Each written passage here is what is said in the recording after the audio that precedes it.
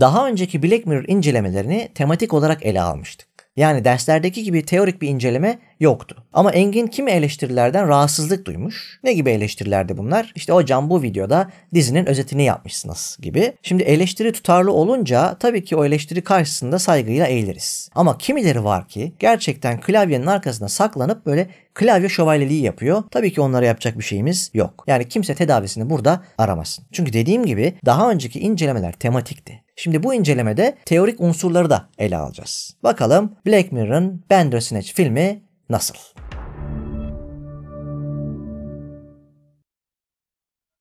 Allah aşkına kimin elleri seçeneklere gitti? Arkadaşlar nerede bizde bu teknoloji? Biz kurguyu yapabilmek için bilgisayar kasasını bile zar zor topladık. Engin'cim sen introyu gir.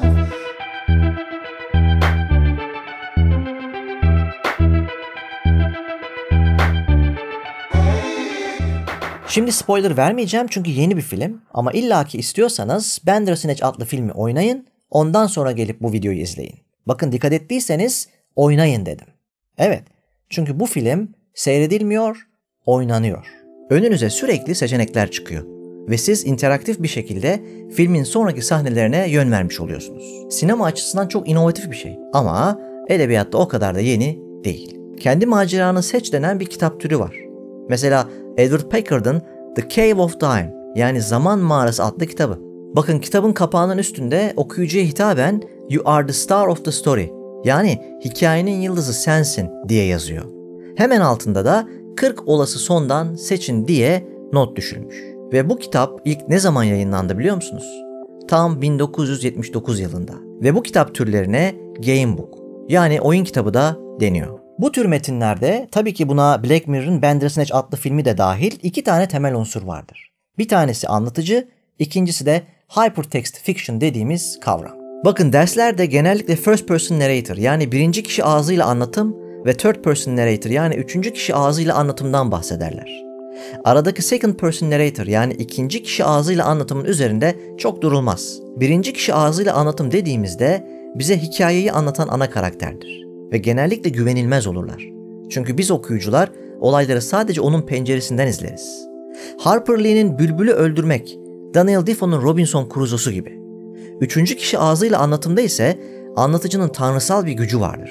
Her şeyi görebilir, insanların düşüncelerine girer ve hatta duygularını bilir.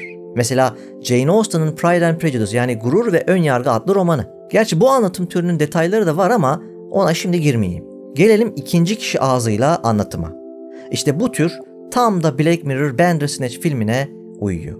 Niye biliyor musunuz?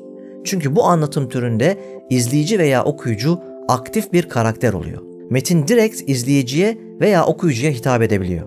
Bandersnatch'te olayların akışına yön verebilecek kadar ana karakter izleyicilerle etkileşim haline giriyor. Böylece izleyici olarak olaylar örgüsünün izlencesinde bizim de söz hakkımız oluyor. Ama şimdilik sınırlı sayıda. Yani sadece her defasında 2 tane seçeneğimiz oluyor. Ve sadece ana karakterin kaderinde seçme hakkımız oluyor.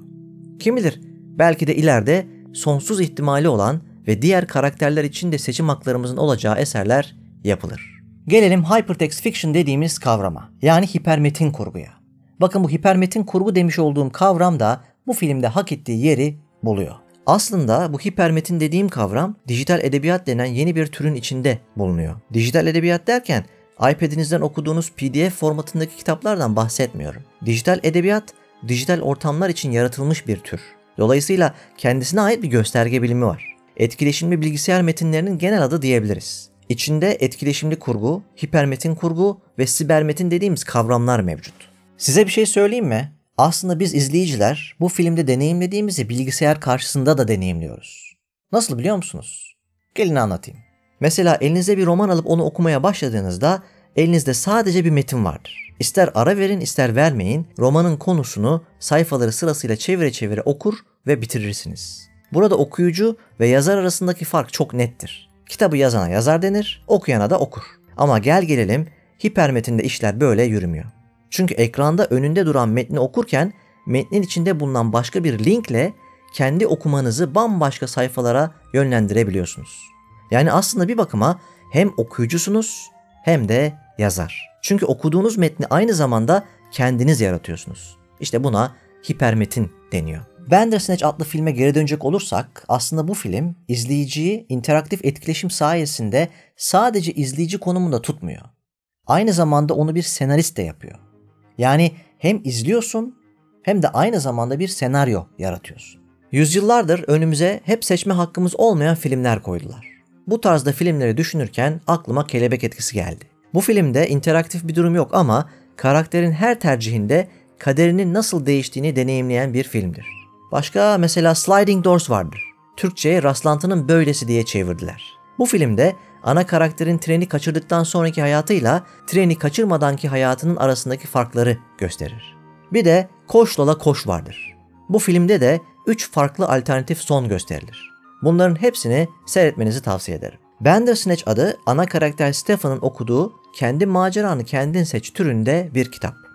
Bu kitabın konusunu bilgisayar oyununa uyarlamak istiyor. Stephen'ın okuduğu bu kitabın yazarı Jerome F. Davies. Gerçekte ne böyle biri var ne de Bandersnatch adında bir kitap. Ama Bandersnatch adı başka eserlerde kullanıldı. Nerede biliyor musunuz? Alice Harikalar Diyarında'nın yazarı Lewis Carroll'ın Aynanın İçinden adlı romanında.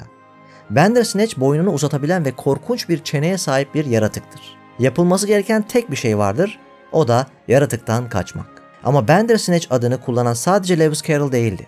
1980'lerde teknoloji yavaş yavaş bilgisayar oyunlarıyla, oyun konsollarıyla evlerimize girmeye başlamıştı. Ve gün yüzü görememiş bir oyun vardı. Adı Bandersnatch. Posteri hazırlanmış ama bir türlü piyasaya sürülememiş. Liverpool'da Imagine Software adında bir şirket ekonomik sebeplerden dolayı oyunu hayata geçiremedi. Ve Bandersnatch ilk mega game denen role playing içeren oyunlardan da aslında. Ama şirket bu krizden dolayı tam 9 Temmuz 1984 tarihinde Bandersnatch oyununun tüm operasyonlarını durdurdu. Yani Black Mirror Bandersnatch filminin konusunun başladığı gün. Imagine Software şirketi iflas ettikten sonra Finch Speed adında başka bir şirket Bandersnatch'in haklarını satın aldı ve Bratakas adında yeni bir oyun çıkardı. Bu yeni oyun Atari ST, Amiga ve Macintosh'larda oynanabiliyordu.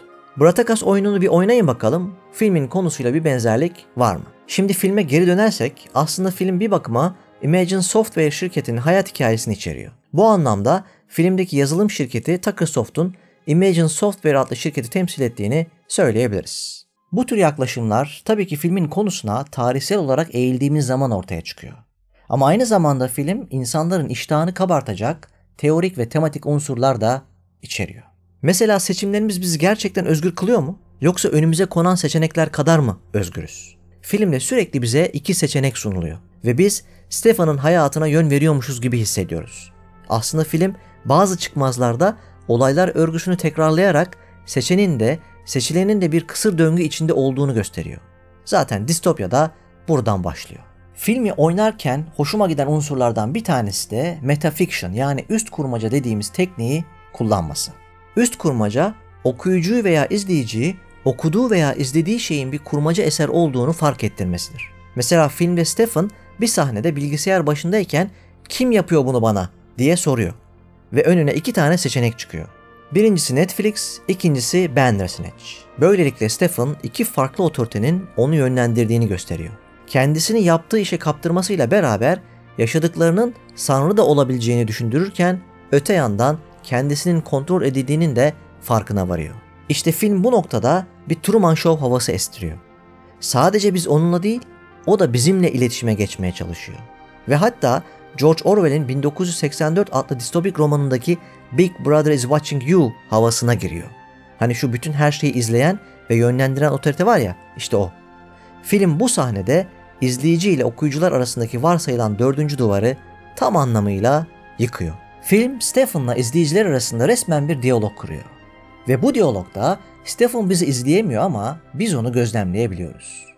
Tabiri caizse sanki onu yönlendirebilen bir tanrı gibiyiz. Özgür irade nerede başlar ve nerede biter? Hayatına yön veren misin yoksa yönlendirilen mi? Oyun mu oynuyorsun yoksa oyunun içinde bir karakter misin? Belki de Shakespeare şu sözünde çok haklıydı. Bütün dünya bir sahnedir ve erkekler ve kadınlar yalnızca birer oyuncu. Girerler ve çıkarlar.